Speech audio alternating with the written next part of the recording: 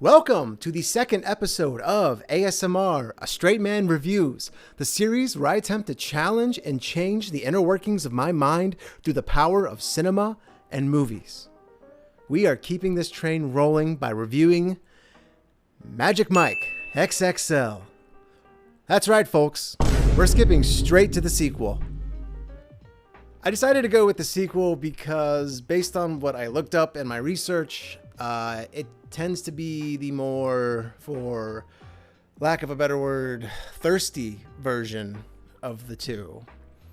I don't really know what I'm expecting when I watch this. I'm kind of expecting just basically an hour to an hour and a half of like softcore pornography.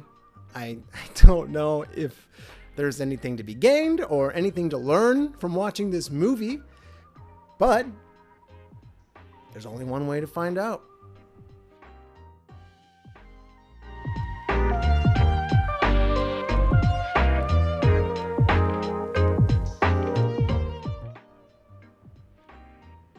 Okay.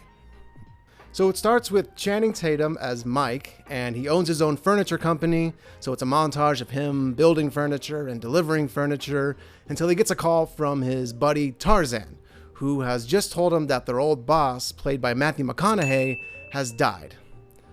This is actually just a lie, though, and a trick to get him to come to a pool party where all of his old stripper friends are, and they're there to try and convince him to go on one last hurrah with them up to Myrtle Beach to this big stripping convention. He's like, no, I've got my job. I can't go away from that. And so he leaves the party. Later on, he is in his workshop, and he's listening to the radio, and Pony by Genuine comes on. And this leads us to our first dance. So essentially, Mike takes this metal rod and then he moves over to this chair and is kind of dancing with it for a few seconds, stands up, dances a little bit more, moves over to this table, and he gets on the table and starts. Then he jumps over to a second table and he starts. And then he jumps back over to the first table, he grabs a drill, and he basically just.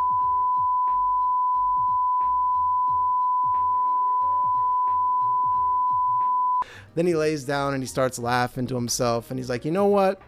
I think I will join the boys. And so the next thing we know, he is jumping on this big froyo van with all of his stripper buddies. So on the van now, we've got Mike, Ken, Big Richie, Tarzan, Tito, and his brother Toby, who's driving the van. They eventually end up at a drag queen show, and there is an amateur voguing contest going on, so they all get up on stage and give their best shot at voguing, and then Toby ends up winning the competition despite not doing any voguing at all when he was on stage. They eventually end up at this nighttime beach party. They sit around a fire and have a conversation about their lives outside of stripping and their jobs and their real world aspirations.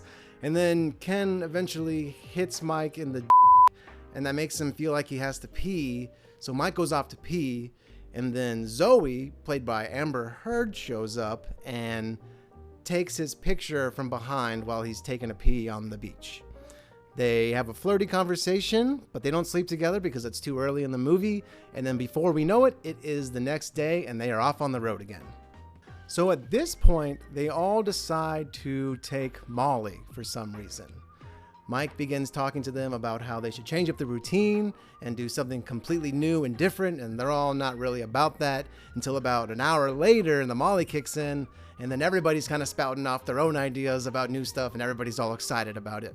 They end up at this gas station, and when they get there, Big Richie is kind of feeling bad about himself, not too confident, so Mike essentially talks him up, tells him to go inside the gas station, and essentially do a striptease for the clerk in there and see if he can get her to smile. So he goes inside. I Want It That Way by the Backstreet Boys comes on, and he essentially just does this dance through the store where at one point he takes a water bottle and he pours it all over himself as well. And eventually the clerk does smile, and everybody's outside the window looking in, cheering for him, and he gets his confidence back. So they're on the road again, and Toby passes out while they're driving, and the van crashes, and everybody's okay except Toby, who ends up in the hospital, and they're all down on their luck, thinking that the trip's over, there's no way they're going to do it anymore. But Mike decides to talk everybody up, inspire them, and they decide to keep going. So they go to look for help at this manor owned by a woman named Rome, who is played by Jada Pinkett Smith. Mike goes up to her room to ask for help, and she kind of just forces herself on him right away and starts making out with him. Then eventually she shows them around what is probably one of the smelliest houses ever.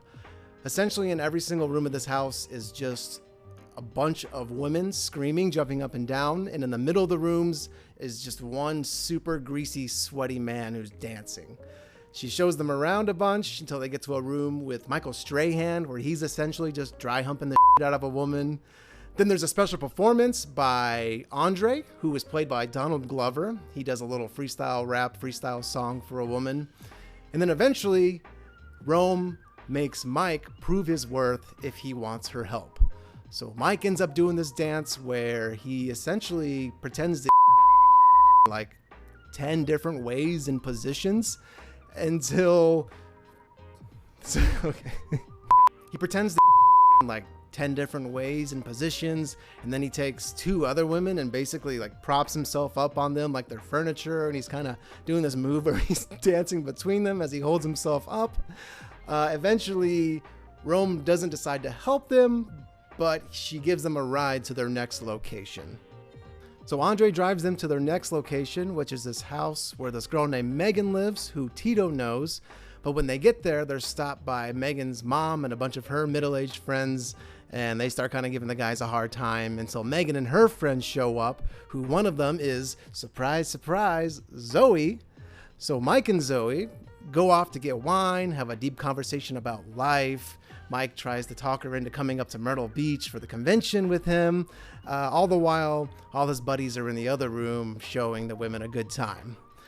They end up crashing at the house, and the next morning, one of the women gives them the keys to her ex-husband's car so they can make it to Myrtle Beach. So they make it to Myrtle Beach, and waiting for them at the hotel is Rome and Andre, who have decided that they actually do want to help them with the convention. So we go into a big montage of them preparing and planning all their different routines that they're going to do till we eventually get to the night of the show. They're backstage. There's all these other different groups back there. There's like a Twilight group. There's a guy dressed as Neo. All the guys come together. Mike gives them this inspirational speech, and they are off to perform the final routine. So the routine starts, and they are introduced by Rome, who is their MC. And they basically all get their own little individual showcase. So it starts with Tarzan, who does this kind of painter glitter routine for this woman. Then it goes to Tito, who pours chocolate sauce all over women and then sprays them in the face with whipped cream like he's and then Ken does this R&B song and dance and eventually makes his way out into the crowd where he starts dry humping a bunch of women. Then Richie does this wedding routine where he comes out in a tuxedo and Andre is singing Marry You by Bruno Mars, and that eventually morphs into this BDSM routine where he ties this woman up and dances on her to I Wanna F You Like an Animal by 9 Inch Nails. So then it's time for Mike's routine, and of course Rome brings Zoe on stage so Mike can dance with her. And Mike and Malik basically do this routine that's a mirror routine where the women are sitting back to back and they're just matching each other's moves until eventually the routine basically just turns into full-on, clothes-on pornography. Like, I don't know how else to explain it. Like, they're basically just on the stage for about 2 to 3 minutes. They have these moments where they do these bro fives when they're dancing, which I think is one of the best moments in the entire movie, honestly. And then the song ends, everybody's cheering, they're all dancing with the crowd, getting along. Then eventually they all go out to the street and kind of have an after party, and they're all celebrating and having a good time with each other. Then eventually some fireworks go off, and everybody watches the fireworks, and it ends with Mike staring at the fireworks.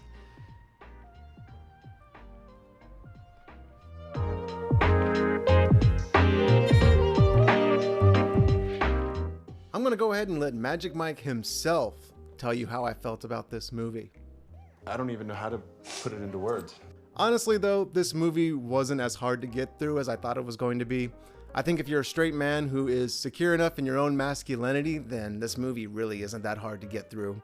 I will say though that in between the scenes of stripping, there is some good content as far as the interactions of all the main guys and the bromance that they have together. There's some pretty funny stuff, so there's a few things to enjoy if you're a straight man, but there's honestly not too much besides that. I will say the movie is entertaining all the way through. Like, there aren't really any lulls or moments where you're kind of thinking to yourself that you wish things would move along. At least not in that way. One storyline that stood out a little odd to me was Zoe's, who they set up as this person who is kind of depressed and trying to find their way and things. And they make it seem like Mike is going to be the one to help her with that. And I guess he does by essentially just humping the shit out of her in front of a few thousand people. I guess kind of in a weird way when Zoe and Mike dance at the end, that's kind of like their first date together. By the end of the dance, he looks at her and says, "Guess somebody got their smile back." And she says, "I did." So I guess he cured her with his or something. And that's something that the movie tends to do, is not really wrap up any of the loose ends by the end of it. Mike and Zoe don't even end up together, like during the final montage. Like, they're not even hanging out. It's just Mike and the boys hanging out by themselves. I think the movie pretty much just goes, well, the stripping's over. I guess we'll end the movie. And that's just kind of how it ends. It just kind of abruptly stops. I won't be able to hear any of the featured songs in this movie anymore without thinking of naked men dancing, so I guess that's something I'll be taking away from this movie. I guess the thing that makes this better than just watching normal pornography is the fact that there are famous people that you recognize doing these risque things, so that sort of adds another layer of intrigue to the experience. A few unrelated side notes that I'd like to talk about are that Amber Heard and Jada Pinkett Smith are both in this movie. I thought that was just kind of interesting based on how relevant those two have been recently, and that they're both kind of in these somewhat similar situations, and both of them ended up in a movie about objectifying men, essentially. Another thing is apparently Channing Tatum won a Teen Choice Award for this movie. That's all I'm going to say about that. And another thing I'd like to address that has nothing to do with anything is that this movie is so yellow. Like, there are so many scenes that this movie, the hue and color grading are just incredibly yellow, like Mexico and Breaking Bad yellow. I don't really have anything else to say other than things were just very yellow. I think other than the few bits of comedy though, this movie pretty much knows what it is and doesn't try to hide that, and I think people going into this movie know what it is and are expecting that too, so it's not that it's shocking or crazy or anything like that. Like, if you're watching this movie, you know exactly why you're watching this movie.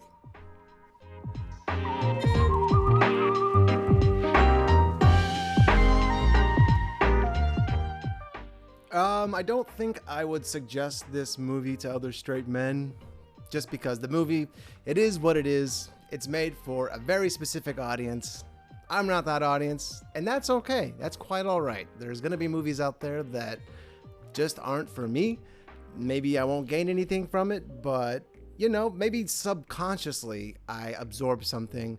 Maybe now I'll be a little bit more motivated to work out and just kind of work on my physique a little bit better. I don't know. All right, so that was my review and analysis of Magic Mike XXL. I hope you enjoyed it. I hope that you were able to get more out of the movie than I was. And if you haven't already, please like and subscribe. But in the meantime, I've got my list of movies. I'm going to keep the episodes coming. My name is Sean. This has been A.S.M.R, A Straight Man Reviews, and I will see you in the next one.